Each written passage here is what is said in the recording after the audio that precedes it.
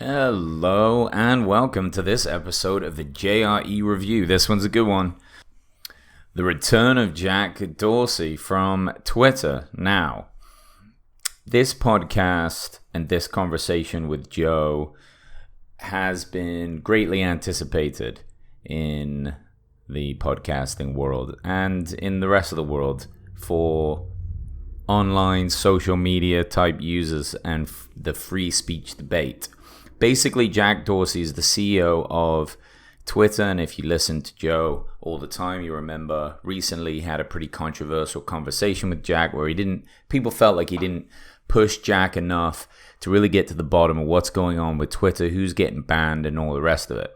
Well, this time around, he has Vijaya Gadde on, who works for Twitter. She's like a lawyer that decides who gets banned or not. And then Tim Pool, who's a journalist and is pretty wary of Twitter, and it makes for a pretty intense conversation. So let's start the review.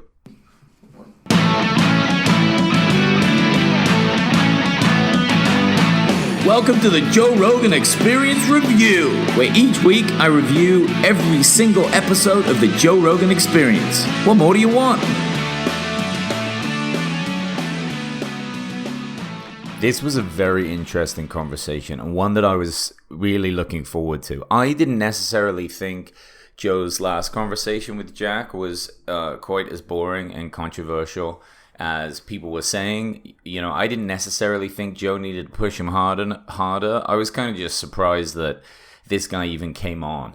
And as a result of that, I thought that it was kind of Joe's job, in a sense, to not necessarily... I mean, Joe's not one of those confrontational talk show host guys. I mean, it's not like going on up against Bill Maher or one of those guys and challenging ideas, and it's definitely not like a Sean Hannity type show.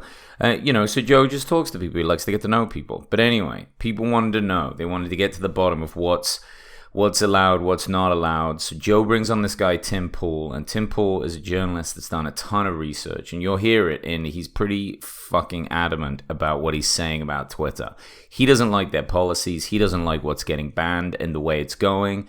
He says it's like a real problem globally because people's free speech is getting fucked with, and who decides who gets banned and when. And then Vijaya, who is basically the Twitter lawyer, is saying that, we're doing our best to mitigate these problems, and we review as many accounts as we can to make sure people aren't getting banned unfairly and that everything makes sense and so on. So, they kind of come to a head with it. But you do get a little bit more understanding, and at least to me, and you get a feel for it in this conversation. If this sort of discussion is important to you, this is a must listen to conversation. Really, it should be for anyone. If you have any social media presence, or you plan to, or like you do a podcast, even if it's a stupid one like this one, it's worth understanding the rules of the people that, in a lot of ways, are controlling social media and controlling these outlets of free speech. I mean, I never want anyone to tell me, look, you can't cuss on your podcast, or you can't just discuss anything that you want to. I want the freedom to just discuss things that are interesting to me. And the Rogan podcast is obviously that. So I like to talk about it. They talk a lot about machine learning interactions to ban people. So I guess they have these programs that just go on Twitter and they look for patterns in behavior, and then they can decide to ban things. So then there's like not an appeal process, but there's a group of people that when they're ready to ban an account, they kind of go back and manually examine it. But a lot of times things get flagged just based off of reports. Somebody reports something that was said, and then therefore they get banned. So Tim jumps in and he's like, well, why did Milo get banned? And if you don't know who Milo is, I'm not going to explain. He's just one of those, he's on Rogan before. He's like almost like alt-right guy that is very controversial, but he's been banned. Obviously, Alex Jones has been. So it's kind of getting to the bottom of like what what was happening, and they went over these specific cases, so you get to kind of decide and get a feel for like how it's going. To me, in a lot of ways, and to Joe, like the stuff Milo said didn't sound that bad. Like, he's obviously a lunatic as a person. He's probably said really fucked up things, but Tim Pool, the journalist, is trying to make the point that, listen, some people are getting banned for some things that are bad, and for some things that are not that bad. And then there's other people that aren't getting banned at all, and they're saying very threatening things, and they're getting to stay. And a lot of Tim's points are that the conservative side of things is getting more harshly reprimanded than the liberal side of things. So it's like a far right, far left ideology issue. And he stays on this point very, very strongly. Now, I've read a few articles about this because they pop up in my news feed, because obviously this is the shit that I, am like Googling and thinking about all day. So Google knows that I'd be interested. But some of the articles are interesting. Basically, there are a lot of people out there now that work for different publications. And the one I read, I think, was Forbes magazine. Well, not the magazine, but the article. It was just online. And they do reviews like I'm doing for Joe's podcast. And, they write about what happened and what they hear. But, there's some major agendas in there too. I mean, they came down on Tim really hard. I don't think Tim's a conservative, and he wasn't necessarily choosing the conservative party or agenda to, protect. I think he would have done it if it was the other way around. If it was the conservative agenda pressing back against liberalism. I think his point is, as far as I could tell, he's just saying that, look, neither side should be pressured. It should be consistent across the board so everybody knows where their voice lies and what they can say. Like, things have to be consistent. There can't be bias, which is important.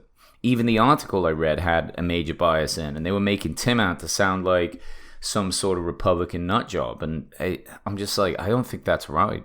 Listen to it yourself. This is what you're going to have to pick up on. But going to the lawyer, the Vijaya lady, I wish I could remember her name. Joe was having problems with it too, but she's very smart, right? And she stays very calm the entire conversation, just the same as Jack. They speak calmly, they wait, they're patient, people weren't talking over each other. It really was an excellent debate all the way through, which is nice. It's not a lot of shouting and stupid things. And she has a lot of excellent points.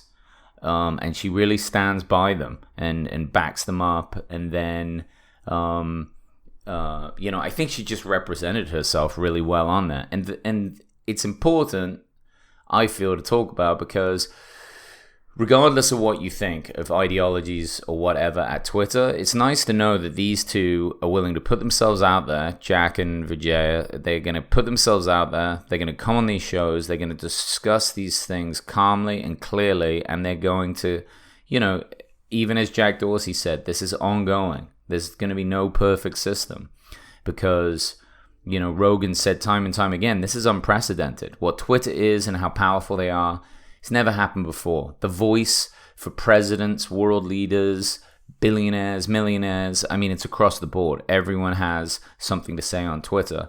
And, I'm saying all this and I don't even use it. I don't use that app. But things get referenced. You hear about stuff. There's always news articles on things people have tweeted. You see it on the TV. And oftentimes it will pop into your Instagram feed that I occasionally check. Generally, though, I kind of stay off social media as a whole, because the more I'm understanding about it and the more that I see from friends and people like what Rogan is saying and guests that he has on, it kind of takes up too much of your fucking life. And I think it's kind of driving people a little bit nuts. If it's important, you're going to hear about it anyway. But whatever you do with it, it's totally up to you. I mean, people love this shit, so it's fine. Tim does suggest that Twitter should be regulated by some kind of law, like a free speech law issue. That seems dicey. I mean, putting the government in charge of things. But I think the point he's making there, and, really correct me if I'm wrong, because I often am, because I'm not very smart. But what I think he's saying is that these regulations need to be consistent. they need to follow kind of free speech laws in the US, and they need to also make sure that since the things like Twitter do have major influence over like who gets elected, foreign governments or foreign bodies can like influence our elections through Twitter, that Twitter needs to take massive responsibility for it. And that's what Tim's really scared of. I think that's a legitimate concern. And Jack didn't seem super concerned about that. I don't know how concerned I expected him to feel or sound, but it's a big deal. I mean, the platform itself is gigantic. That cannot be understated. And how it goes about finding a solution to these problems is very important. That's why I'm pretty optimistic about it after hearing this podcast, because that's now like 6 hours of Joe talking to Jack, essentially, through 2 podcasts. It starts to give you a real idea of who the guy is, and he's thinking hard about this. He's not just sitting back and going, yeah, whatever. Again, the big focus was like, it seems like liberals don't seem to be being banned in the same way as different kind of conservative ideas. And why is that, and what does that mean? And really, if that is true, then that's a dangerous ideology.